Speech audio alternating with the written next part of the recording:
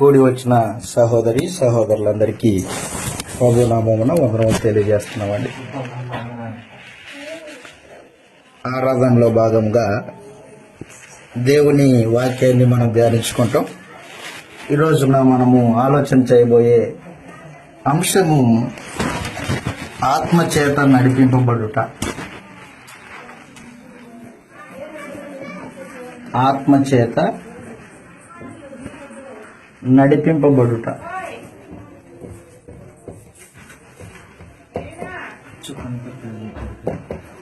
లేదా ఆత్మానుసారముగా జీవించుట. ఆత్మచేత నడిపింపబడుట లేదా ఆత్మానుసారముగా జీవించుట అనే ఒక అంశాన్ని మనం ఆలోచన చేస్తాం.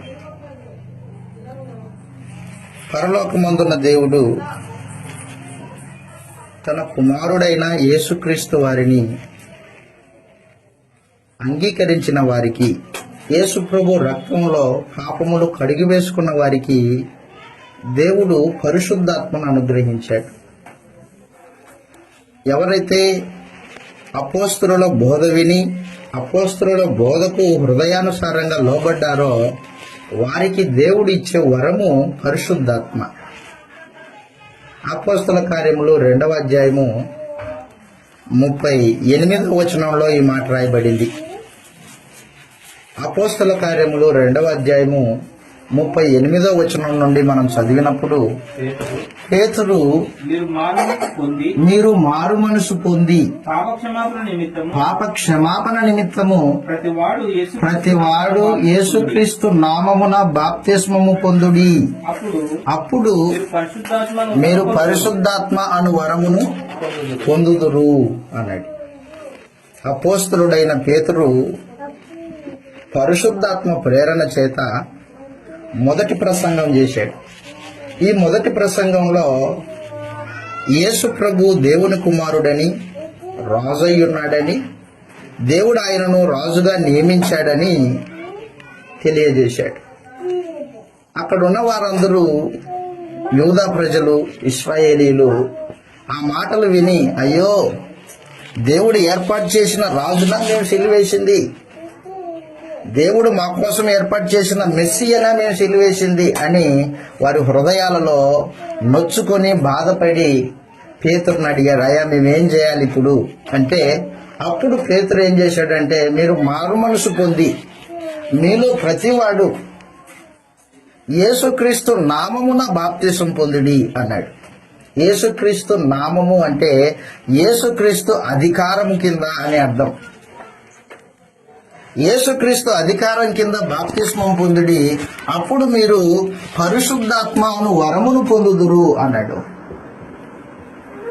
పరిశుద్ధాత్మ అను వరమును పొందుదురు అన్నాడు. పరిశుద్ధాత్మ ఎవరిలోకి ప్రవేశిస్తాడు అంటే, ఎవరైతే యేసుని రాజుగా అంగీకరించి బాప్తిస్మం పొందారో వారిలోనికి దేవుడు పరిశుద్ధాత్మను పంపిస్తాడు. ఈ పరిశుద్ధాత్మ తనలో ఉందో లేదో మనుషునికి ఎలా తెలుస్తుంది? ఎవరైతే బాప్తిస్మము పొందారో, అది ప్రత్యేకించి అపోస్తలుల బోధ విని బాప్తిస్మం పొందిన వారికి మాత్రమే పరిశుద్ధాత్మ అనుగ్రహించబడుతుంది. మొదటి శతాబ్దంలో 3,000 మంది బాప్తిస్మం తీసుకున్నారు. ఈ మొదటి ప్రసంగానికి 3,000 మంది బాప్తిస్మం తీసుకున్నారు. ఆ తర్వాత 5,000 మంది బాప్తిసం తీసుకున్నారు. ఆ తర్వాత అనేక మంది బాప్తిసం తీసుకున్నారు. బాప్తిసం తీసుకున్న ప్రతి ఒక్కరికి దేవుడు అనుగ్రహించే వరము పరిశుద్ధాత్మ అన్నమాట. పరిశుద్ధాత్మ వారి హృదయాలలో ఉంటుంది. వారి హృదయాలలో ఉంటుంది. చదువుతాం, ఇలాగ రాయబడింది. అపోస్తల కార్యములు 19వ అధ్యాయము 1వ వచనం నుండి చదివినప్పుడు కొంతమంది బాప్తిస్మం పొందారంట. ఎఫెసీ పట్టణంలో 12 మంది పురుషులు బాప్తిస్మం పొందారంట. పౌలు వచ్చి అడిగాడు, మీరు దేనిని బట్టి బాప్తిస్మం పొందారు అని అడిగాడు వారిని. వాళ్ళేమన్నారంటే మేము బాప్తిసం ఇచ్చి యోహానును బట్టి బాప్తిసం తీసుకున్నాము అన్నారు. అప్పుడు పరిశుద్ధాత్మ గురించి తెలుసా మీకు అన్నాడు పౌలు వారిని. పరిశుద్ధాత్ముడు ఉన్నాడన్న సంగతే తెలియదు మాకి అని మాట్లాడారు వాడు. అయితే మీ బాప్తిస్మము సరి అయింది కాదు అని చెప్పేశాడు అపోస్తలుడైన పౌలు. అప్పుడు వారికి మరలా యేసు ప్రభు దేవుని కుమారుడని, ఆయన రాజయ్య ఉన్నాడని, సర్వమును ఏలుబడి చేస్తున్న ప్రభు అయి ఉన్నాడని వారికి వాక్యం చెప్పి వారికి మరలా బాప్తిస్మ ఇచ్చాడు. అంటే వారు మరలా బాప్తిసం తీసుకున్నారు. చదువుతో ఒక రాయబడింది 19వ అధ్యాయం 1వ వచనం నుండి చదివితే, అపోల్లో కొరింథీలో ఉన్నప్పుడు జరిగినదేమనగా పౌలు పై ప్రదేశంలో సంచరించి ఎఫెసునకు వచ్చి కొందరి శిష్యులను చూచి మీరు విశ్వసించినప్పుడు అదనమాట పరిశుద్ధాత్మను పొందే విధానంలో వారు పరిశుద్ధాత్మ పొందారా లేదనేది వాళ్ళకి అర్థమవుతుంది అన్నమాట. ఊహించుకోనక్కర్లేదు. నేను పరిశుద్ధాత్మను కలిగి ఉన్నానో లేదో నాకు అర్థమవుతూ ఉంటుంది. చెప్తున్నాడు, మీరు పరిశుద్ధాత్మను పొందితిరా అని వారిని అడుగగా వారు దేవుడు ఉన్నాడని తెలుసు, యేసు ప్రభు శిలువ మీద చనిపోయాడని తెలుసు, పరిశుద్ధాత్ముడు ఉన్నాడన్న సమాచారమే తెలియదు మాకు అదన్నమాట. డౌట్ వచ్చింది పౌలుకి. అయితే మీరు దేన్ని బట్టి బాప్తిసం పొందితిరి అంటే, మేము బాప్తిసం ఇచ్చి యోహానును బట్టి మేము బాప్తిస్మం పొందాము అన్నాడు. అయితే మీరు బాప్తిసం ఇచ్చి యోహాను చెప్పిన మాట జ్ఞాపకం లేదా మీకు? ఆయన ఏమన్నాడంటే, నా వెనుక వచ్చేవాడు నాకంటే గొప్పవాడు అని చెప్పాడు. నా వెనుక వచ్చేవాడు నాకంటే గొప్పవాడు, ఆయన నీటి ద్వారాను ఆత్మ మూలంగాను బాప్తిసం ఇస్తాడు అని చెప్పాడు. ఆ బాప్తిస్మం ఆత్మ మూలంగా జరిగే బాప్తిస్మము యేసు ప్రభు దయచేసేది, వినలేదా మీరు అన్నాడు. పరిశుద్ధాత్ముడు ఉన్నాడన్న సమాచారమే తెలుదయ్యా మాకు అన్నప్పుడు వాళ్ళు ఏం చేశారంటే మరలా వాక్యాన్ని విని బాప్తిస్మం పొందారు. బాప్తిసం పొందినప్పుడు వారు పరిశుద్ధాత్మను పొందుకున్నారు. చదువుతాం, అక్కడ రాయబడింది, అప్పుడు అతడు దేనిని బట్టి బాప్తిసం పొందితిరి అని అడుగగా వారు యోహాను బాప్తిసం బట్టి అని చెప్పిరి. అందుకు పౌలు యోహాను తనకు వెనుక వచ్చు అని అందు అనగా యేసునందు విశ్వాసముంచవలనని ప్రజలతో చెప్పుచు మారు మనసు విషయమైన బాప్తిసం ఇచ్చినని చెప్పెను. వారు ఆ మాటలు విని అదిగో యేసు ప్రభు అధికారమున బాప్తిస్మం పొందిరి. తర్వాత పౌలు వారి మీద చేతులుంచగా పరిశుద్ధాత్మ వారి మీదకి వచ్చెను. అదన్నమాట. పరిశుద్ధాత్మ దేవత్వంలో ఒక వ్యక్తి.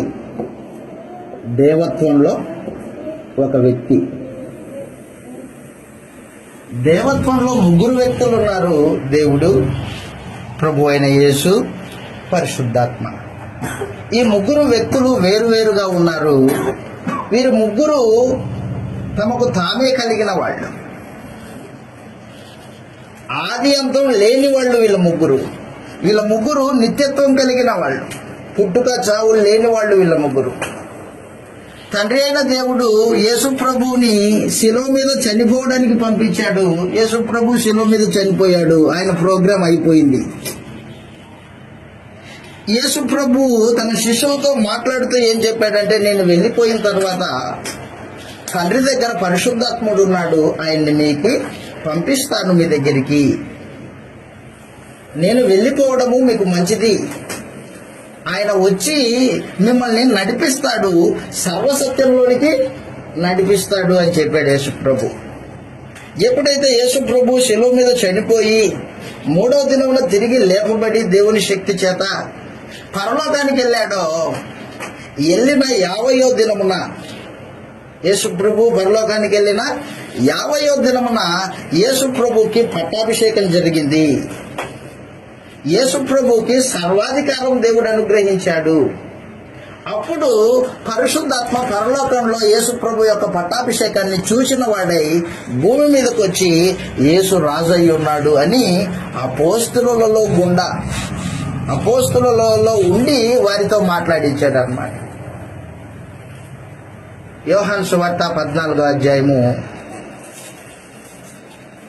పరిశుద్ధాత్మ పరలోకం నుండి పంపబడిన వాడు.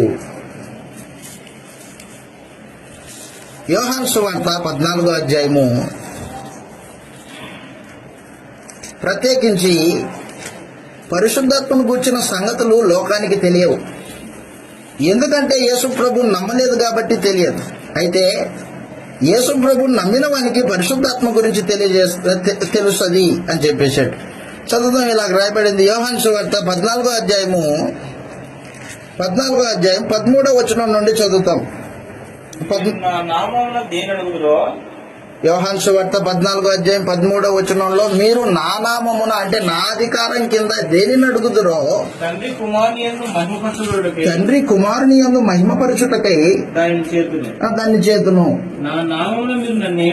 నా నామమున నన్నేమి అడిగినను నేను చేతును. మీరు నన్ను ప్రేమించిన నా ఆజ్ఞలు గైకొందురు. తండ్రిని వేడుకుంటాను, నీ యొద్ద ఎల్లప్పుడూ ఉండడానికి వేరొక ఆదరణకర్త అనగా సత్యస్వరూపియగు ఆత్మను మీకు అనుగ్రహించును అని చెప్పేశాడు. వేరొక ఆదరణకర్త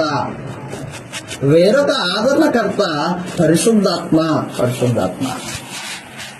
నేను వెళ్ళిపోతున్నాను, తండ్రిని వేడుకుంటాను, తండ్రి శిష్యులైన వారికి నీ పరిశుద్ధాత్మను అనుగ్రహించు. నీ పరిశుద్ధాత్మ ద్వారా వారిని సర్వసత్యంలోకి నడిపించు తండ్రి అని నేను తండ్రిని వేడుకుంటాను.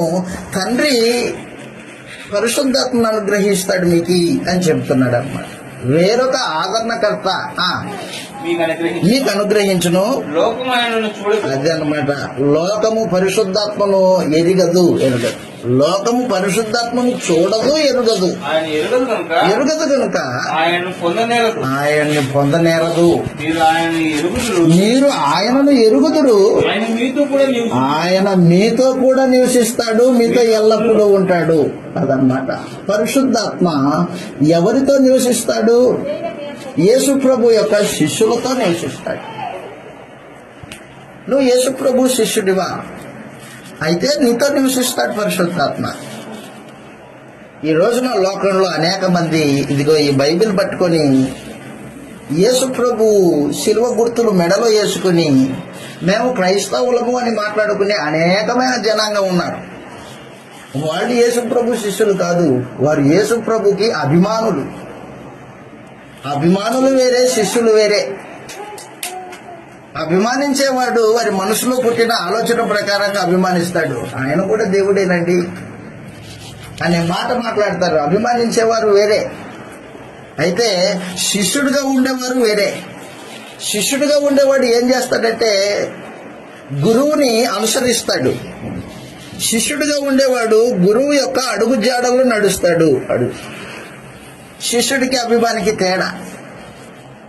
అభిమాని కనిపించినప్పుడు దండం పెడతాడు అంతే. శిష్యుడు అలాంటి వాడు కాదు. గురువు కనిపించినా గురువు యొక్క మాటలు తన మనసులో నిలుపుకొని అలాగా నడుచుకుంటూ ఉంటాడు, గురువుని అనుసరిస్తూ ఉంటాడు. అది శిష్యుడు. కాబట్టి ఎవరు యేసు ప్రభుకి శిష్యులో వారికి పరిశుద్ధాత్మ అనుగ్రహింపబడుతుంది. ఎవరితో పరిశుద్ధాత్మ ఉంటాడు అంటే యేసు ప్రభు శిష్యులతో ఉంటాడు. ఎంత మేరకు ఉంటాడు, ఎంతవరకు ఉంటాడు అంటే ఎల్లప్పుడూ ఉంటాడు అన్నాడు. ఎప్పుడైతే యేసు ప్రభుని రాజుగా అంగీకరించి బాప్తిస్మం పొందావో అప్పుడు పరిశుద్ధాత్మను పొందుకున్నావు. పరిశుద్ధాత్మ నీలో ఉంటాడు, విమోచన దినం వరకు ఉంటాడు అని చెప్పేశాడు. నిన్ను సర్వసత్యంలో నడిపించేవాడు ఆయన. 16వ అధ్యాయము యోహాను సువార్త 16వ అధ్యాయం.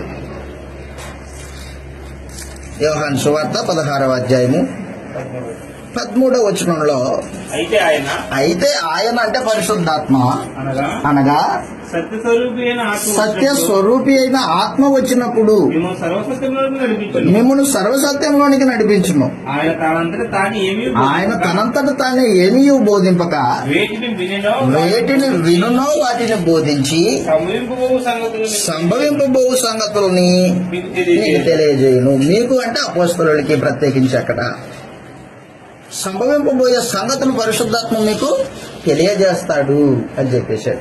సర్వసత్యంలోనికి నడిపించే బాధ్యత పరిశుద్ధాత్మది. కాబట్టి పరిశుద్ధాత్మ పరలోకం నుండి అపోస్తలులకి అనుగ్రహింపబడ్డాడు. అపోస్తలులు పరిశుద్ధాత్మను పొందుకున్న వారై వాక్యాన్ని ప్రకటించారు, భాషలతో మాట్లాడారు. ఆ రోజున మొదటి శతాబ్దంలో యేసుని రాజుగా అంగీకరించిన వారు బాప్తిస్మం పొందినప్పుడు వారు కూడా పరిశుద్ధాత్మని పొందుకున్నారు. వారు భాషలతో మాట్లాడారు ఆ రోజున. ఈ రోజున బాప్తిస్మం పొందినప్పుడు భాషలతో మాట్లాడే పరిస్థితులు లేవు ఈ రోజున. ఆ రోజు నుండి ఈ రోజున ఎందుకు లేదు అంటే ఆ రోజున సంఘ ప్రారంభం అన్నమాట అది. ఆ రోజున యేసు ప్రభు యొక్క రాజ్యము ప్రారంభం కాబట్టి పరిస్థితులు పరిశుద్ధాత్మ అపోస్తలులలో ఉండి అద్భుతాలు, సూచక్రియలు, మహత్కార్యాలు జరిగించాడు. భాషలు అనుగ్రహించాడు సంఘ క్షేమాభివృద్ధి కోసము. అపోస్తలులు అన్ని స్థలాల్లో ఉండలేరు కదా, కాబట్టి పరిశుద్ధాత్మ అన్ని స్థలాలలో ఉండగలిగిన వాడు. వారిని నడిపించాడు అనమాట. మొదటి శతాబ్దంలో పరిశుద్ధాత్మ వారిలో ఉండి పనిచేసింది, వారితో ఉండి పనిచేసింది. ఈ రోజున మనలో పరిశుద్ధాత్ముడు ఉన్నాడా అన్నదే ప్రశ్న. ఎందుకంటే ఆత్మ కలిగిన వారు మాత్రమే దేవుని పిల్లలు, ఆత్మ లేని వారు దేవుని పిల్లలు కాదు. పరిశుద్ధాత్మ నీలో ఉంటే నువ్వు దేవుని కుమారుడివై ఉంటావు, కుమార్తెవై ఉంటావు. లేకపోతే దేవునికి నీకు ఏ బాంధవ్యం లేదు. ఎందుకంటే దేవుడు, నువ్వు ఎప్పుడైతే యేసుని రాజుగా అంగీకరించి బాప్తిసం పొందావో అప్పుడు దేవుడు నీ హృదయంలోనికి పరిశుద్ధాత్మను అనుగ్రహిస్తాడు. పరిశుద్ధాత్మ నీలో ఉండి నాయనా తండ్రి అని మొరపెట్టే స్వభావాన్ని అనుగ్రహిస్తాడు. కాబట్టి పరిశుద్ధాత్మ నీలో ఉందో లేదో తెలుసుకోవచ్చు. రోమీలకు రాసిన పత్రిక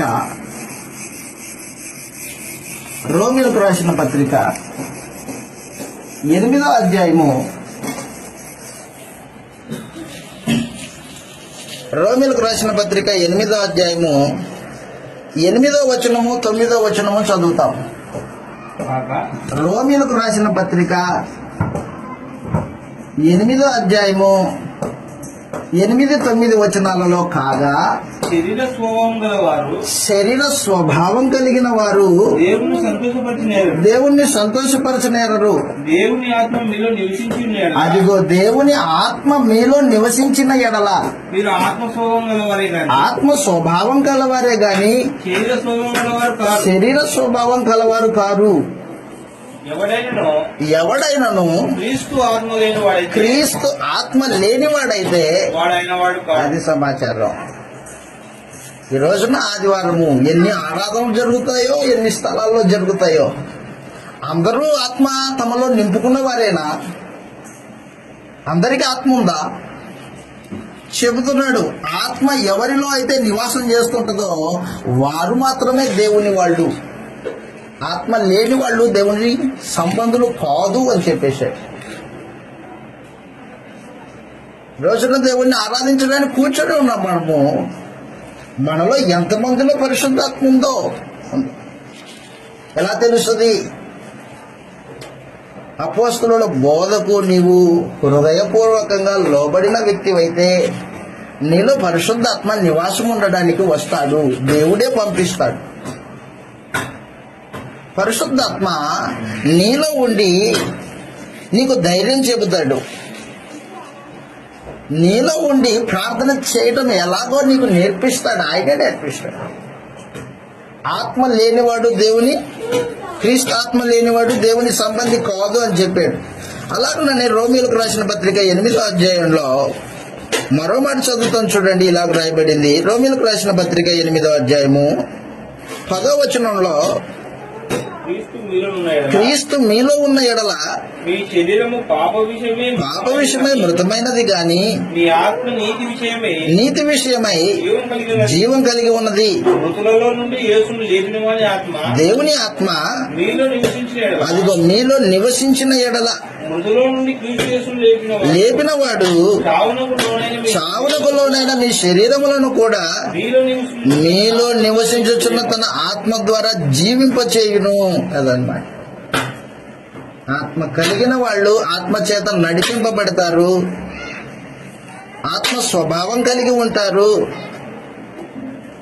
ఆత్మ ద్వారా దేవుడు మనల్ని జీవింపజేస్తూ ఉంటాడు. 14వ వచనంలో రోమీలకు రాసిన పత్రిక 8వ అధ్యాయము 14వ వచనంలో దేవుని ఆత్మ చేత అదన్నమాట మన సబ్జెక్టు. ఆత్మ చేత ఎందరు నడిపింపబడతారో వారందరూ దేవుని కుమారులై ఉన్నారు. ఏలయనగా మరలా భయపడుటకు దాస్యపు ఆత్మను పొందలేదు కానీ దత్తపుత్రాత్మను పొంది తిని ఆ ఆత్మ కలిగిన వారమై అబ్బా తండ్రి అని మొరపెట్టి దత్త పుత్రాత్మ. దేవుడు మనుషులని దత్తత తీసుకుంటున్నాడు. దత్తత. యేసు ప్రభుని ఎంతమంది అయితే విశ్వాసం ఉంచారో వారికందరికీ పరిశుద్ధాత్మను అనుగ్రహించి ఆత్మ ద్వారా దత్తత తీసుకుంటున్నాడు. ముద్ర వేస్తున్నాడు అన్నమాట. అబ్బాయి, ఇక మీద నువ్వు నా సంబంధివి, నువ్వు నా సొత్తు, నువ్వు నా వాడివి, నా సొంత వాడివి, నా ఆస్తిలో వాటా ఉంది నీకు, నా వాడివి నీవు, నేను నీ దేవుణ్ణి, నీకు తండ్రిని అని చెప్తాడు అన్నమాట. ఆత్మ కలిగిన వాళ్ళు దేవుని పిల్లలై ఉన్నారు. దేవుడు దత్తత తీసుకున్నాడు, వారిని దత్తత తీసుకున్నాడు. ముద్ర వేశాడు, పరిశుద్ధాత్మ ముద్ర హృదయంలో వేసాడు అన్నమాట. శీలేశాడు. శీలేశాడంటే అర్థం ఏంటి? ఆయన సొత్తు అని అర్థం. ఎఫెసీయులకు రాసిన పత్రిక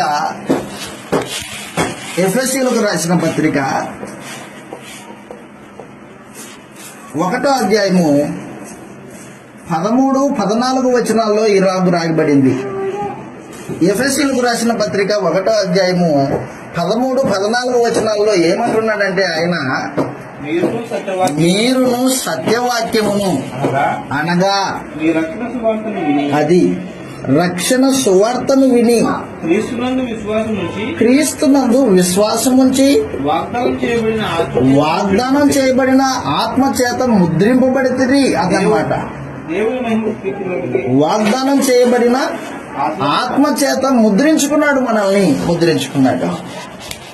ఎవరైతే రక్షణ సువార్తకు లోబడ్డారో వారిని దేవుడు బాప్తిస కార్యక్రమంలో పరిశుద్ధాత్మను అనుగ్రహించి ముద్రేశాడు. నువ్వు నా వాడివి. నీ చుట్టూ నా కంచె ఉంది, నువ్వు నా భద్రతలో ఉన్నావు, నీకే ఇబ్బంది లేదు.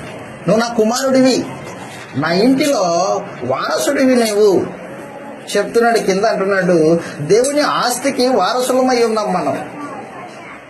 దేవుడు మనల్ని పరిశుద్ధాత్మను అనుగ్రహించి ముద్రేసుకున్నాడు. ముద్ర శీలేశాడు. చిన్నప్పుడు పిల్లోళ్ళు కొత్త నోట్స్ కొనుక్కున్నారు అనుకోండి, కొత్త నోట్స్, వెంటనే ఆ నోట్స్ మీద తమ పేరు రాసుకుంటారు. ఆ పేరు రాసిందంటే అర్థం ఏంటిగా?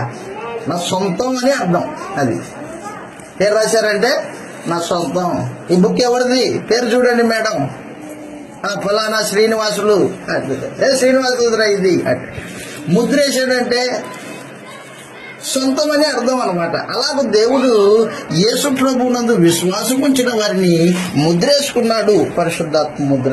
నువ్వు నా వాడివి అని చెప్పేశాడు. నీవు నా వారసుడివి, నా ఆస్తికి వారసుడివి. ఎంత ఉంది దేవుని ఆస్తి? సమస్తం ఆయనదే. ఆ ఆస్తికి వారసత్వం అనుగ్రహించాడు దేవుడు తన పరిశుద్ధాత్మ చేత ముద్రించుకొని కొరింథీయులకు రాసిన మొదటి పత్రికలో, రెండవ పత్రిక క్షమించండి, కొరింథీయులకు రాసిన రెండవ పత్రికలో దేవుడు ఆత్మ చేత ముద్రించుకున్నాడంట తన పిల్లలైన వారిని. కొరింథీయులకు రాసిన రెండవ పత్రిక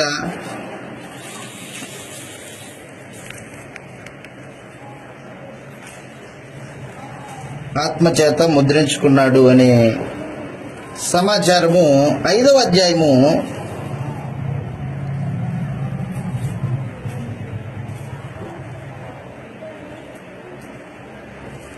5వ వచనంలో చూడండి ఒక మాట. 5వ వచనంలో, 5వ అధ్యాయం 5వ వచనంలో, దీని నిమిత్తము మిమ్మల్ని సిద్ధపరిచిన వాడు దేవుడే, మరియు ఆయన తన ఆత్మను సంచకరువును మనకు అనుగ్రహించాడు. కొరింథీయులకు రాసిన 2వ పత్రిక 1వ అధ్యాయము 22వ వచనం.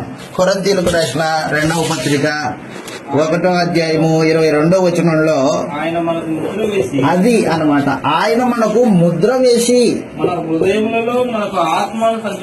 హృదయములలో ఆత్మను సంచకరువుని అనుగ్రహించాడు అన్నాడు. హృదయములలో ముద్ర వేశాడు. కనిపించే ముద్ర కాదు, అది హృదయంలో ముద్ర. ఎవరైతే యేసుని రాజుగా అంగీకరించి బాప్తిస్మం పొందాడో అప్పుడు దేవుడు ఏం చేశాడంటే పరిశుద్ధాత్మని అతని హృదయంలోకి పంపించి ముద్రేశాడు, సీలేశాడు. నా వాడివి, నేను నీ వాడిని, నువ్వు నా వాడివి. అదనమాట ముద్ర అయిపోయింది. పరిశుద్ధాత్మ చేత ముద్రించుకున్నాడు. ఎవరైతే పరిశుద్ధాత్మ చేత ముద్రింపబడ్డారో వారికి మాత్రమే పరలోకపు ఆస్తిలో వాటా. వారు మాత్రమే దేవుని పిల్లలు. వారు మాత్రమే ఇదిగో ఆత్మచేత నడిపింపబడడానికి అర్హులై ఉంటారు. అందరూ దేవుని పిల్లలు కాదు. మోసపోనక్కర్లా. బైబిల్ పట్టుకున్న ప్రతి వారు దేవుని పిల్లలు అని మోసపోనక్కర్లేదు.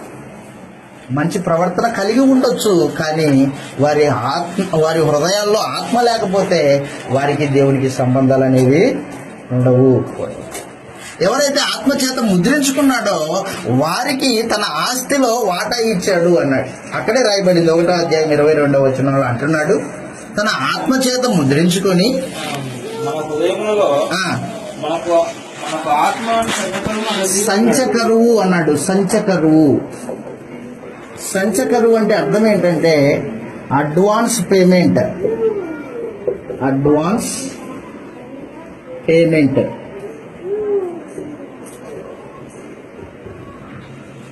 నీకు పరలోకంలో ఆస్తి ఉంది. పరలోకంలో ఆస్తి ఉంది అనడానికి గ్యారెంటీ ఏంటి? గ్యారెంటీ ఏంటంటే పరిశుద్ధాత్మను నీ హృదయంలోనికి పంపించాను, అదే గ్యారెంటీ.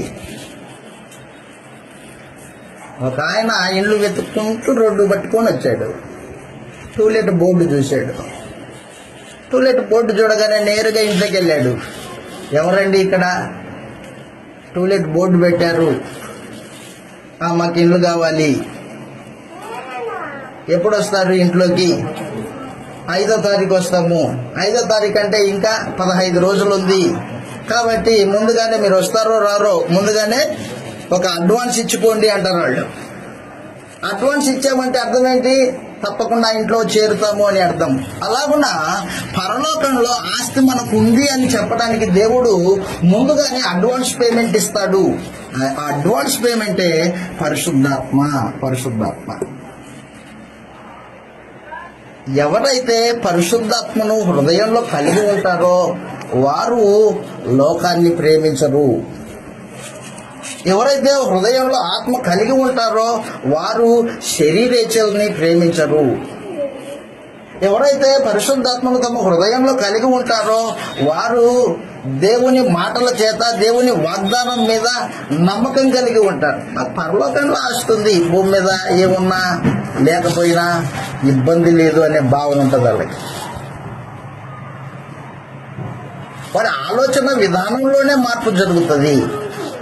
దాన్నే ఏమన్నాడంటే ఎఫెసీయులకు రాసిన పత్రిక 1వ అధ్యాయము 13-14 వచనాల్లో ఆయన అంటున్నాడు, స్వాస్థ్యము అన్నాడు. మీరును సత్యవాక్యమును అనగా మీ రక్షణ సువార్తను విని క్రీస్తునందు విశ్వాసముంచి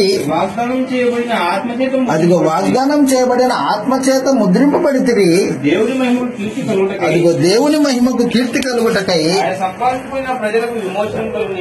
ఆయన సంపాదించుకుని ప్రజలకు విమోచన కలుగు నిమిత్తము మన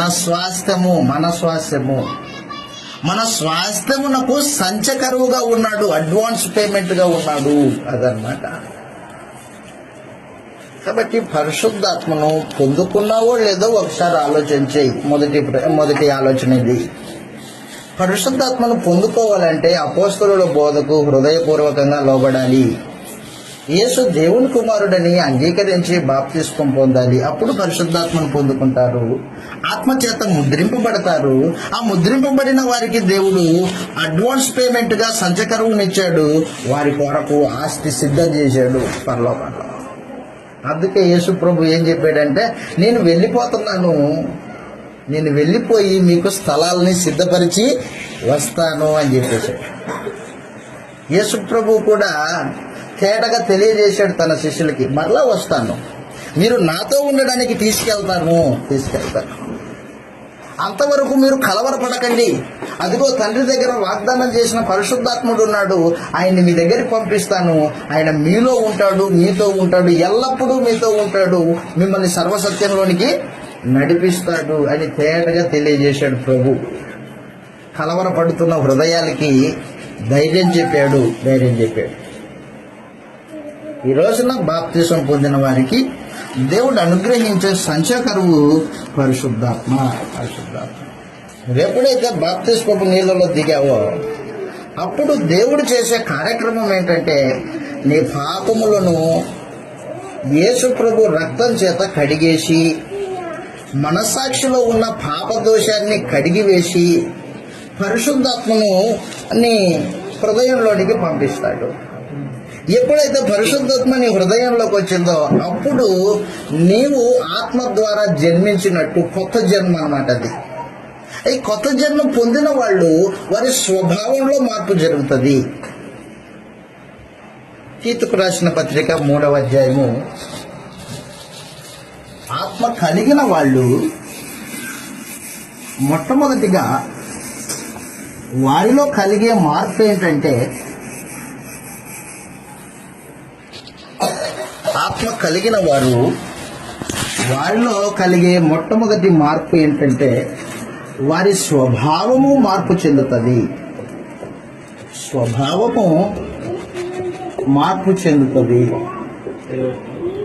తీతుకు రాసిన పత్రిక 3వ అధ్యాయము 5వ వచనం చదువుతాం ఒకసారి. మనము నీతిని అనుసరించి చేసిన క్రియ మూలంగా కాకుండా కనికరం చొప్పుననే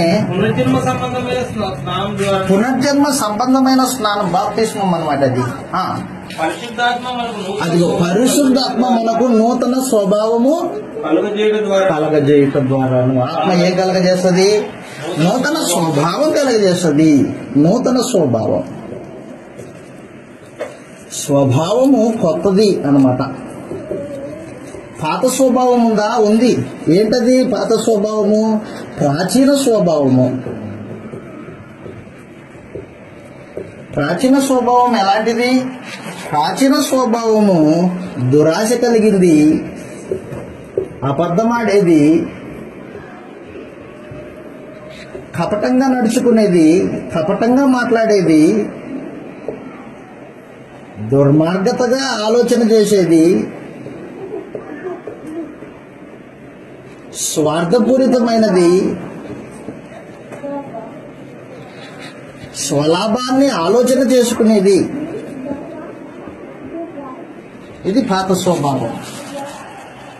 యేసు ప్రభుని నమ్మకమునుపు ఒక వ్యక్తి అతని స్వభావం ఎలా ఉంటుందంటే దురాశ కలిగి ఉంటాడు. ఆశ వేరు, దురాశ వేరు. దురాశ తనని కాని దాన్ని ఆశించి సొంతం చేసుకోవాలి అనుకోవడము దురాశ. అబద్ధమాడతాడు, నీళ్లు తాగినట్టే అబద్ధమాడడం. కపటంగా మాట్లాడతాడు, హృదయంలో ఒకటి బయటకు ఒకటి. అది ఆ తర్వాత దుర్మార్గంగా లోపల ఆలోచనలు ఎంత చెడుతనంగా ఉంటాయో రహస్యం అది. అది దేవునికి మాత్రమే తెలుస్తుంటది, ఆలోచన చేస్తున్న వ్యక్తికి మాత్రమే తెలుస్తుంటాయి.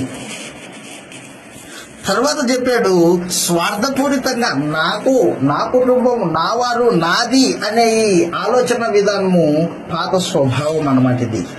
ఆ తర్వాత చెప్పాడు, స్వలాభాన్ని ఆలోచన చేసి సొంత లాభం, ఏం జరిగినా నాకు మేలు జరగాలి, ఇతరుడు ఏమైపోయినా పర్వాలేదు అనే భావన. ఆ స్వభావము ప్రాచీన స్వభావం. నువ్వు ఎప్పుడైతే బాప్తిస్మపు నీళ్ళల్లో బాప్తిస్మానికి దిగావో అక్కడ ఏం జరుగుతుంది అంటే నీ స్వభావము మారు మనసు పొందాలి అదనమాట. నీ స్వభావము మార్చుకోవాలి. ఎప్పుడైతే నీ స్వభావాన్ని, ఇదిగో యేసు సిలువైపడ్డాడు, నీ స్వభావాన్ని కూడా సిలువేయాలి. ఇవన్నిటిని నువ్వేం చేయాలి? విడిచిపెట్టాలి. ఎప్పుడైతే ఇవన్నీ విడిచిపెట్టావో అప్పుడు పరిశుద్ధాత్మ నీ హృదయంలో నూతన స్వభావాన్ని కలగజేస్తాడు. ఎఫెసీయులకు రాసిన పత్రిక 4వ అధ్యాయము 20వ వచనం నుండి చదువుతాం లేఖన భాగాలు. అదనమాట. ఎఫెసీయులకు రాసిన పత్రిక 4వ అధ్యాయము 20వ వచనంలో, మీరు యేసును గూర్చి విని ఆయన యందలి సత్యము ఉన్నది ఉన్నట్టుగానే ఆయన యందు ఉపదేశింపబడిన వారైన ఎడల మీరు అలాగూ క్రీస్తుని నేర్చుకున్న వారు కారు. కావున అదిగో మునుపటి ప్రవర్తన, అది ప్రాచీన స్వభావము. మునుపటి ప్రవర్తన విషయంలో అయితే మోసకరమైన అదిగో దురాశలు, చెడిపోవు మీ ప్రాచీన స్వభావమును విడిచిపెట్టి, చిత్తవృత్తి అంటే ఆలోచన, నీ మనస్సు చేసే ఆలోచనలు ఇవి. మనస్సు పలు రకాలుగా పరిగెత్తుతూ ఉంటది. చూసిన ప్రతిదాన్ని ఆశించే కన్నులవి. చెడుతనం చేత ఆకర్షింపబడే జీవిత విధానం అది. నీ చిత్తవృత్తి యందు నూతన పరచబడిన వారై, నూతనత్వం ఎక్కడొస్తుంది అనమాట? నూతనం అంటే ఏంటి? కొత్తది అని. నీ చిత్తవృత్తి యందు నూతన పరచబడిన వారై నీతియు యథార్థమైన భక్తి గలవారై, యథార్థమైన భక్తి గలవారై దేవుని పోలికగా సృజింపబడిన నవీన స్వభావము. నవీనం అంటే కొత్తది. కొత్త స్వభావం అన్నమాట. పాతది ఏమైపోయింది? సిలువేశావు. ఇక మీదట నేను దురాశగా నడుచుకోను, స్వార్థంగా ఆలోచన చేయను, స్వలాభమును ఆలోచన చేయను, ఎదుటివారి క్షేమమును ఆలోచన చేస్తాను. అది దైవ స్వభావం అన్నమాట. యేసు ప్రభు స్వభావం అది. యేసు ప్రభు తన గురించి తాను ఆలోచన చేసుకున్నవాడైతే భూమి మీదకి వచ్చేవాడు కాదు. మన కోసము పాపం చేయని నిర్దోషి అయిన యేసు శిలువకు ఎక్కేవాడు కాదు. తన గురించి తాను ఆలోచన చేసుకుని ఉంటే, కానీ ఆయన అలాగ ఆలోచన చేయలేదు. మానవ జాతి పాప పరిహారం కొరకు తను తాను అప్పగించుకున్నాడు. తన నిర్దోషమైన రక్తం చేత మానవ జాతిని నీతిమంతులుగా చేయాలని ఆలోచన చేశాడు ప్రభు. అందుకని ఆయన మానవ రూపం దాల్చాడు. భూమి మీదకి వచ్చి శిలువ మీద తన నిర్దోషమైన రక్తాన్ని అర్పించాడు. మనల్ని పరలోకం తీసుకెళ్ళడానికి అర్పించాడు. కాబట్టి క్రీస్తు యేసునందు నువ్వు ఎప్పుడైతే బాప్తిస్మం పొందావో అప్పుడు నీ స్వభావంలో మార్పు చెందుతుంది. నీ ఆలోచన విధానం మార్చబడుతుంది. నీ దృష్టి మారుతుంది. భూ సంబంధంగా ఆలోచన చేసేవాడివి ఇప్పుడు పర సంబంధంగా ఆలోచన చేస్తావు. అప్పుడు శరీర ఏచ్ఛలు దాని కోరికల్ని నెరవేర్చుకోవడానికి తాపత్రయపడే వాటివి ఇప్పుడు అవి ఉండవు. ఒకవేళ బాప్తిజం పొందిన తర్వాత కూడా శరీరేచ్ఛలు ఉన్నాయి అనుకో, ఎక్కడో లోపం జరిగింది నీ బాప్తిస్మంలో, ఎక్కడో నీ జీవితంలో లోపం ఉంది, సరైన విశ్వాసం లేదో, లేకపోతే నువ్వు ఏ ఉద్దేశంతో తీసుకున్నావు అక్కడ లోపం ఉంది. ఎందుకంటే పరిశుద్ధాత్మను దేవుడు అనుగ్రహించేటప్పుడే నూతన స్వభావాన్ని అనుగ్రహిస్తాడు. చదువుతాం, ఇలా రాయబడింది. రోమీలకు రాసిన పత్రిక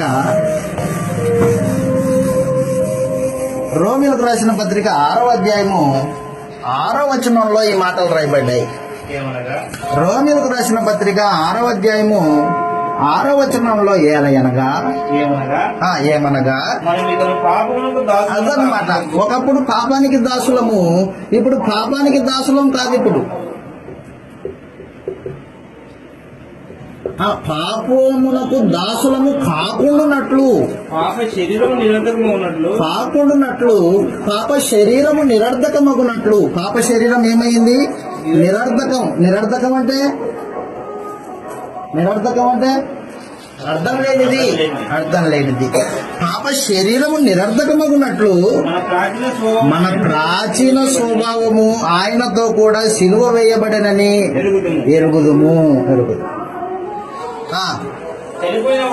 చనిపోయిన వాడు పాప విముక్తుడని తీర్పు పొంది ఉన్నాడు గనక మనం క్రీస్తుతో పాటు చనిపోయిన ఎడల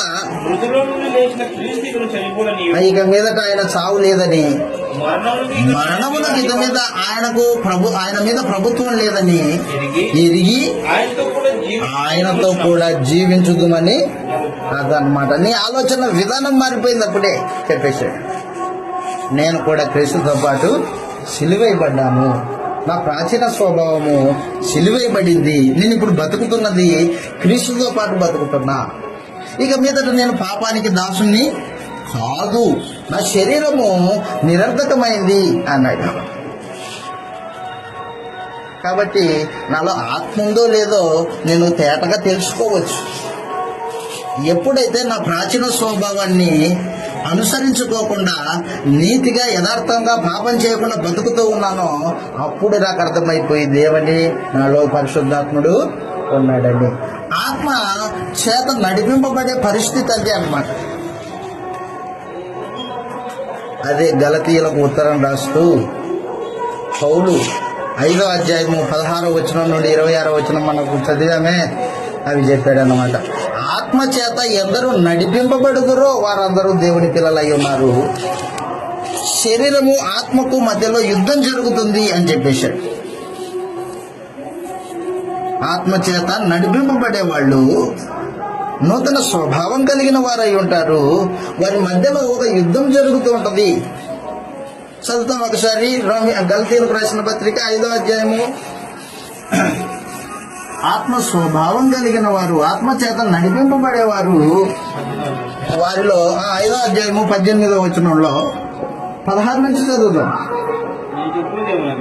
ఆత్మ సంబంధమైన యుద్ధం జరుగుతూ ఉంటది. వారిలో ఆత్మ సంబంధమైన యుద్ధం జరుగుతుంటది. లోపల మహాయుద్ధం ఇది, పోరాటం. ఎవరితో పోరాటం? నీకు నీ పొరుగింటి వాళ్ళతోనూ, నీ శత్రువుతో పోరాటం కాదు, నీ శరీరంతో పోరాటం అన్నమాట. ఆత్మ కలిగిన వాడికి శరీరంతో పోరాటం ఉంటుంది. ఈ శరీరం ఏం చేస్తుంటదంటే ఆ లోకాశలకు లోబడిపోతుంటది, ఆకర్షింపబడుతుంటది.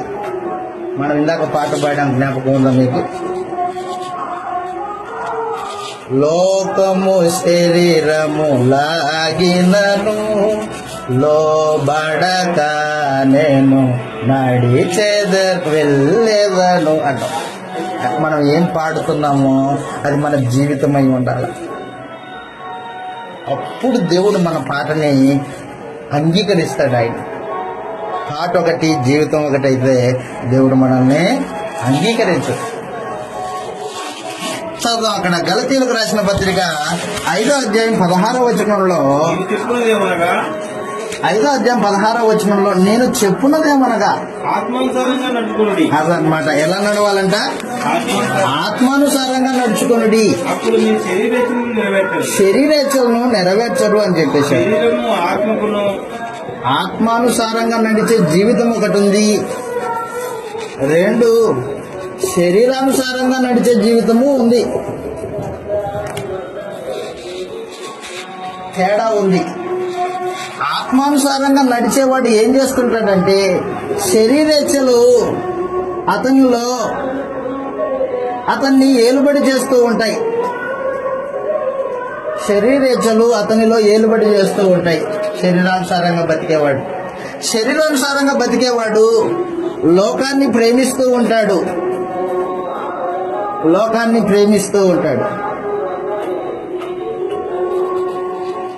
శరీరానుసారంగా బ్రతికేవాడు దేవునికి విరోధి.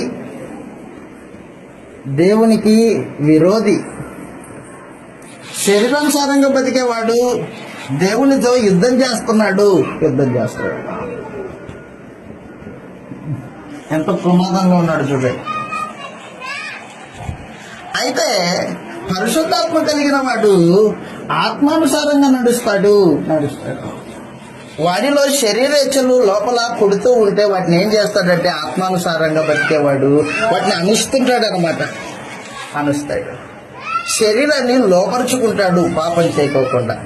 అవయవాల్ని అదుపులో పెట్టుకుంటాడు. చదువుతాం. అక్కడ రాయబడింది 5:16 నేను చెప్పున్నదేమనగా అది ఆత్మానుసారంగా నడుచుకోండి, శరీరేచ్ఛలను నెరవేర్చరు. శరీరం ఆత్మకును, ఆత్మ శరీరముకును 2 విరోధులు అన్నమాట. ఆత్మ వర్సెస్ శరీరం. ఈ రెండింటికి యుద్ధం. శరీరం ఒకటి ఆలోచిస్తుంది, ఆత్మ ఇది వద్దు ఇది అని అంటది. ఒకదానికొకటి వ్యతిరేకంగా ఉన్నాయి.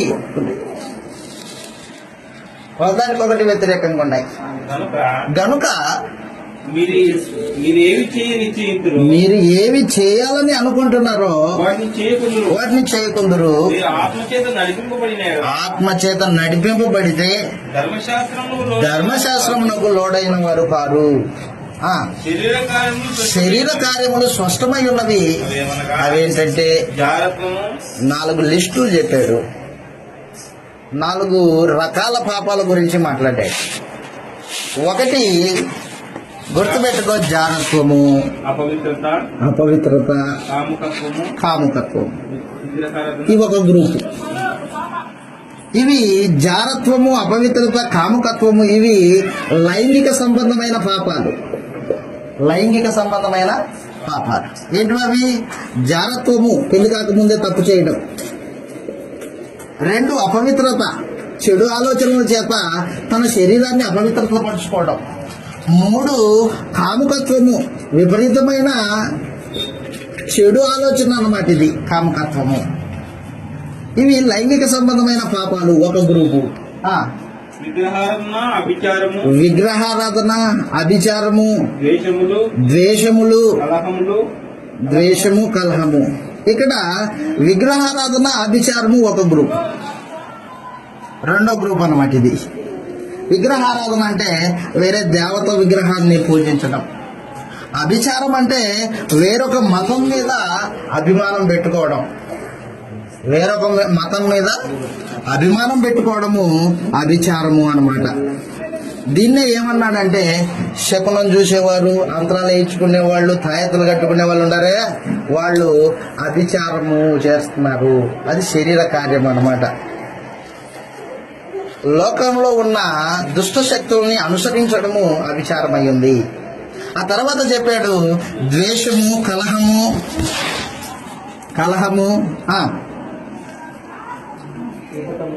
విమతములు, అసూయలు, మత్సరము, మత్తతలు, అల్లరితో కూడిన ఆటపాటలు మొదలైనవి. ఇక్కడ ద్వేషము, కలహము, విమతములు తర్వాత అసూయలు ఇవన్నీ వ్యక్తిగతమైన హృదయ చెడుతనం అన్నమాట. ఇది నీ వ్యక్తిగతంగా నీ హృదయంలో ఉంటాయి ఇవి. ఒక వ్యక్తిని ద్వేషించడము, ఒక వ్యక్తితో కలహమాడము, ఒక వ్యక్తిని వాని మీద విమతములు అని చెప్పేశాడు. ఆ తర్వాత అసూయ వ్యక్తి మీద నీ వ్యక్తిగతమైన పాపాలు అన్నమాట. నీ హృదయంలో ఉండే పాపాలు ఇవి. సహోదరుని ప్రేమించలేకపోతే ఇదిగో ఇవన్నీ నీ హృదయంలో ఉంటాయి. అది మూడవ గ్రూప్. ఆ తర్వాత చెప్పాడు అల్లరితో కూడిన ఆటపాటలు మొదలైనవి అని చెప్పేశాడు. అల్లరితో కూడిన సినిమాలు తర్వాత డ్యాన్సులు ఇవన్నీ అల్లరితో కూడిన ఆటపాటల కిందికి వస్తాయి. ఇలాంటి కార్యక్రమాలు జరిగించే వాళ్ళు దేవుని రాజ్యమును స్వతంత్రించుకోరు అని చెప్పేశాడు. దేవుని రాజ్యానికి వెళ్ళరు. ఎందుకంటే ఇవన్నీ శరీర కార్యక్రమాలు. ఆత్మానుసారంగా నడిచేవాడు ఏం చేస్తుంటాడంటే వీటిని అన్నిటినీ విడిచిపెడతాడు, సంపూర్ణంగా విడిచిపెట్టేసి దేవుని బిడ్డని, దేవుని ఆత్మ నాలో ఉంది, నా కొరకు పరలోకంలో దేవుడు ఆస్తిని ఏర్పాటు చేసి పెట్టాడు అనే ఆలోచన విధానం కలిగి జీవితాన్ని పరిశుద్ధంగా నడుచుకుంటాడు. దేవుని ఆత్మ కలిగిన వాళ్ళు ఆత్మ సంబంధమైన పోరాటం చేస్తూ ఉంటారు. శరీరంతో పోరాటం. శరీరంలో కోరికలు వస్తూ ఉంటాయి. వాటిని ఏం చేస్తుంటాడంటే ఆత్మ సంబంధి వాటిని నలగొడుతూ ఉంటాడు. కొరింథీయులకు రాసిన మొదటి పత్రిక 9వ అధ్యాయము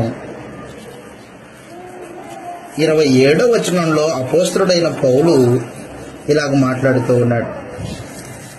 రోమీలకు రాసిన పత్రిక 9వ అధ్యాయం 27వ వచనంలో, కొరింథీయులకు రాసిన మొదటి పత్రిక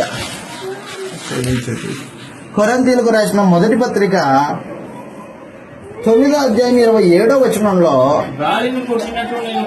అదనమాట చెప్తున్నాడు. గాలిని కొట్టినట్లు గాలికి దెబ్బ తగులుతుంది. కొడితే గాలి ఉంది, ఇదంతా గాలి ఉంది, కొట్టే దెబ్బ తగులుతుంది దానికి. గాలిని కొడితే మన చేతికి మన శక్తి కోల్పోతాం మనం. గాలికి దెబ్బ తగలదు. చెప్తున్నాడు పౌలు, గాలిని కొట్టినట్లు పోట్లాడలేదు నేను, కానీ ఒకవేళ ఇతరులకు ప్రకటించిన తర్వాత నేనే భ్రష్టునై పోదునేమోనని శరీరాన్ని నలగొడుతున్నాడంటే చూడండి. శరీరాన్ని నలగొట్టి లోపరుచుకొంటున్నాడు. ఎందుకు? శరీరము దాని ఇచ్చలతో పాటు ఈడ్చుకొని పోయే పరిస్థితి ఉంది నన్ను, కాబట్టి దాన్ని నలగొడుతున్నా. ఆశలు నిగ్రహించుకోవడము ఆత్మ సంబంధి యొక్క జీవిత విధానంలో భాగమయ్యింది. నీతిగా ప్రవర్తించుకో. భార్య భర్తకును, భర్త భార్యకును వారి ధర్మాలని నిర్వర్తించాలి అని చెప్పేశాడు. దుర్నీతి సంబంధమైంది ఆశించకూడదు, అది దురాశ అని చెప్పేశాడు. అవన్నీ శరీర కార్యక్రమాలు. శరీరానుసారంగా నడుచుకునేవాడు దేవునికి ఇష్టడు కాదు, దేవునికి విరోధి. కాబట్టి మనం ఈ రోజున ఎలా నడుచుకుంటున్నాం అనేదే ప్రశ్న. మనలో ఆత్మ నివసిస్తున్నాడా? ఆత్మచేత నడిపింపబడుతున్నావా? ఆత్మచేత నడిపింపబడితే ఇదిగో శరీరమును దాని కోరికలు లాగుతూ ఉంటాయి, కానీ నువ్వు దాన్ని అదుపులో పెట్టుకొని నడుస్తూ ఉంటావు. గలతీయులకు రాసిన పత్రిక 5వ అధ్యాయము 23వ వచనంలో, గలతీయులకు రాసిన పత్రిక 5వ అధ్యాయము 23వ వచనంలో మనం చదివినప్పుడు, ఇట్టి వాటికి విరోధమైన నియమం ఏదీ లేదు, క్రీస్తు యేసు సంబంధులు అదనమాట. క్రీస్తు సంబంధులు ఏం చేశారంట? శరీరమును దాని ఇచ్చలు, కోరికలు అన్నమాట. ఇచ్చలు అంటే కోరికలు, ఇష్టాలు, ఇచ్చలతోనూ దురాశలతోనూ, అది క్రీస్తు సంబంధులు చేసే కార్యక్రమం. శరీరమును దాని ఇచ్చలతోనూ దురాశలతోనూ సిలివేశారు. సిలివేయడం అంటే సంపేయడం. నీ శరీరంలో ఇచ్చలు కోరికలు నిన్ను ఏలుబడి చేస్తున్నాయంటే నువ్వు వాటిని సిలువేయలేదని లెక్క. వాటిని సిలువేయకపోతే నిన్ను చంపేస్తాయి, అవి నిన్ను చంపేస్తాయి. ఆత్మ సంబంధంగా నిన్ను పడగొడతాయి అవి. కాబట్టి నువ్వేం చేయాలి? వాటిని నువ్వు చంపితే యుద్ధం అన్నమాట. శరీరము ఆత్మకును, ఆత్మ శరీరమునకును విరోధముగా అపేక్షించుతూ ఉన్నది. ఆత్మ చేత నడిపింపబడేవాడు ఏం చేస్తాడంటే ఆత్మ సంబంధమైన వాటి మీద దృష్టి పెట్టుకుని ఇదిగో శరీర ఇచ్చలను దురాశలను చంపుతాడు. ఆలోచన వచ్చింది, రోడ్డు మీద నడుచుకుంటూ పోతున్నాడు, ఆలోచన వచ్చింది, చెడు తలంపు. ఆత్మ సంబంధి అయిన వాడు ఏం చేస్తాడంటే అక్కడికక్కడే దాన్ని తుడిచేస్తాడనమాట. నేను దేవుని బిడ్డని ఆలోచన చేయకూడదు అనే భావన అతని హృదయంలో వెంటనే మొలకెత్తుతుంది. శరీర సంబంధి అయిన వాడు అనుకో, రోడ్డు మీద వెళ్తున్నాడు, ఆ ఆలోచనకి ఆ ఫీలింగ్లో అలాగే మునిగిపోతాడు. ఆ చెట్టుకి నీళ్లు పోతాడు. నీళ్లు పోతే ఏమవుతుంది? అది పెరిగి పెద్దదవుతుంది, ఇవన్నీ చంపేస్తుంది అదనమాట. ఒక రోజున దావీదు చేసింది అదే. దావీదు రాజుగా ఉన్నప్పుడు చేసిన ఆలోచన అదే. నేను దేవుని ప్రవక్తను, దేవుడు ఏర్పాటు చేసిన రాజుని, అయ్యో అబల ఆమె స్నానం చేస్తుంది, నేను చూడకూడదని కళ్ళు తిప్పుకుంటే బాగుండేది. దావీదు దుర్మార్గమైన ఆలోచన చేశాడు, ఆమెను పిలిపించి వ్యభిచరించాడు. దురాశ గర్భం ధరించింది, పాపమును కనింది. ఒంటరిగా ఉన్నప్పుడు ఆ పాపంలో మనుషుడు ఏం చేస్తాడంటే మునిగిపోతాడు. దాని గురించి ఆలోచనే కలిగి ఉంటాడు. అది పాపం. ఆత్మ సంబంధి అయిన వాడు ఏం చేస్తాడనమాట, ఇచ్చ కోరిక పుట్టింది, పుడితే దాన్ని ఏం చేస్తాడు? చంపేస్తాడు. నాకు సంబంధం లేదు దీంతో అదనమాట. కాబట్టి ఆత్మ సంబంధి అయిన వాడికి, శరీర సంబంధి అయిన వాడికి వ్యత్యాసం ఉంటుంది. ఆలోచనలో వ్యత్యాసం ఉంటుంది, దృష్టిలో వ్యత్యాసం ఉంటుంది, జీవిత నడవడికలో వ్యత్యాసం ఉంటుంది, జీవన శైలిలో వ్యత్యాసం ఉంటుంది. ఎందుకంటే దేవుని ఆత్మచేత ముద్రింపబడ్డాడు. కొత్త నిబంధన అతని హృదయాల మీద, మనస్సు మీద రాయబడింది. లోపల ఉంది కొత్త నిబంధన. దేవుడు తన పరిశుద్ధాత్మను అనుగ్రహించి ఆత్మచేత హృదయం మీద, మనస్సు మీద తన ఆత్మచేత ధర్మవిధులు రాయించాడు. ధర్మవిధులు రాశాడు. ధర్మవిధులు ఉంటాయి లోపల. బాప్తిసం పొందిన వాడికి పరిశుద్ధాత్మ హృదయంలో అనుగ్రహింపబడినప్పుడు ఆ హృదయంలో, మనస్సులో దేవుడు తన ఆత్మ చేత ధర్మవిధులు రాస్తాడు. హెబ్రీయులకు రాసిన పత్రిక 8వ అధ్యాయము 10వ వచనంలో ఈ మాట రాయబడింది. హెబ్రీయులకు రాసిన పత్రిక 8వ అధ్యాయము 10వ వచనంలో, ఆ దినములైన తర్వాత ఇశ్రాయేలు ఇంటి వారితోనూ నీ చేయబోవు నిబంధన ఏదనగా వారి మనసులలో నా ధర్మ విధులు అదనమాట. వారి మనస్సులలో నా ధర్మ విధులు ఉంచేదను, వారి హృదయముల మీద వాటిని రాయుదును.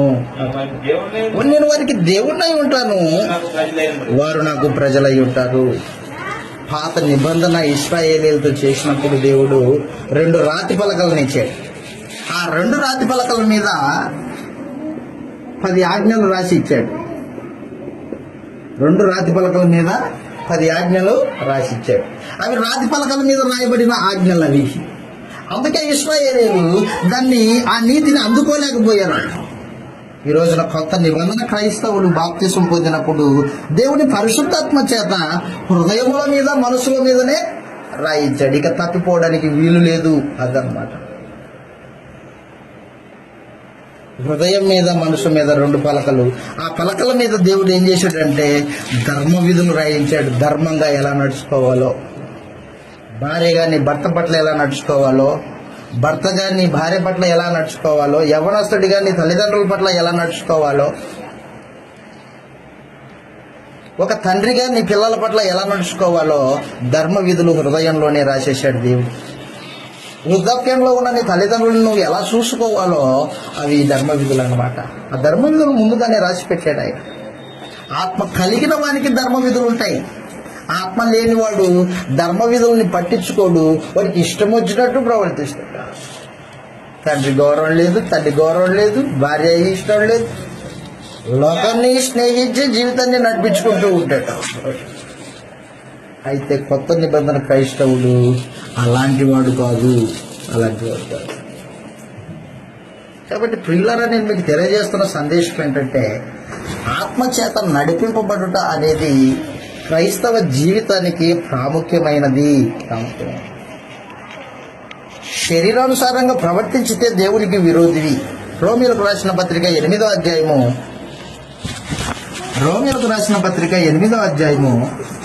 5వ వచనంలో ఈ మాటలు రాయబడ్డాయి. రోమీలకు రాసిన పత్రిక 8వ అధ్యాయం 5వ వచనంలో శరీరానుసారులు అదనమాట, శరీర విషయముల మీద మనసుంతురు, ఆత్మానుసారులు ఆత్మ విషయం మీద మనస్సు అప్పుడే మారిపోతుంది. అదనమాట, నీ మనసు శరీర సంబంధమైన వాటి మీద ఉందా, అయితే నువ్వు శరీరానుసారుడివి, శరీరాన్ని అనుసరిస్తున్నావు అనే లెక్క.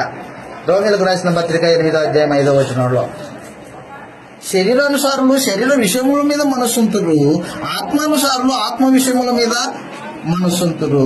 శరీరానుసారమైన మనస్సు దేవునికి విరోధమైనది, అది దేవుని ధర్మశాస్త్రానికి ఎన్నడూ లోబడదు అని చెప్పేశాడు. దేవుని ధర్మశాస్త్రానికి అది లోబడదు. కాబట్టి ఆత్మానుసారంగా నడుచుకునుడి అని చెప్పేశాడు. ఎప్పుడైతే మనం ఆత్మను పొంది ఆత్మానుసారంగా నడిపింపబడుతుంటామో, దయచేసి గుర్తుపెట్టుకో, ఆత్మ నడిపింపంటే కేకలేయడము, గంతులేయడము, ఆత్మ వచ్చిందని గెంతడము ఇది కాదు. ఆత్మానుసారంగా నడుచుకోవడం అంటే లేఖనాలని అనుసరించి నడుచుకోవడం. లేఖనం మనకేం చెప్పింది? ఇప్పుడు కొత్త నిబంధన లేఖనానికి విరుద్ధంగా నడిచితే ఆత్మను తృణీకరించినట్టే లెక్క. ఆత్మను తృణీకరించే వాడికి ఈ యుగమునందైనను రాబో యుగమునందైనను పాపక్షమాపణ లేదు. ఎంత ప్రమాదం, ఎంత ప్రమాదం లేఖనానికి విరుద్ధంగా నడవడం. నీ మనస్సులో, నీ హృదయంలో రాయబడిన కొత్త నిబంధనని విడిచిపెట్టి నడవడము ఆత్మను తృణీకరించడం.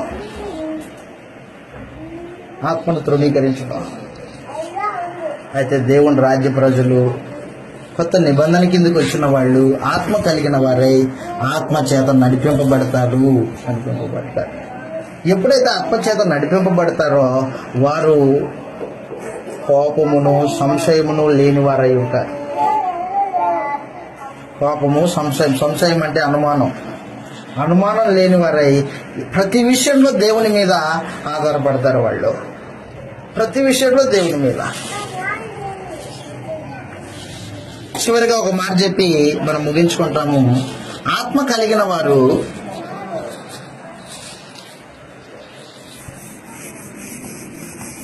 ఆత్మ ఫలాలు ఫలిస్తారు. మూడవది, ఆత్మ కలిగిన వారు ఆత్మ ఫలాలు ఫలిస్తారు. గలాతీయులకు రాసిన పత్రిక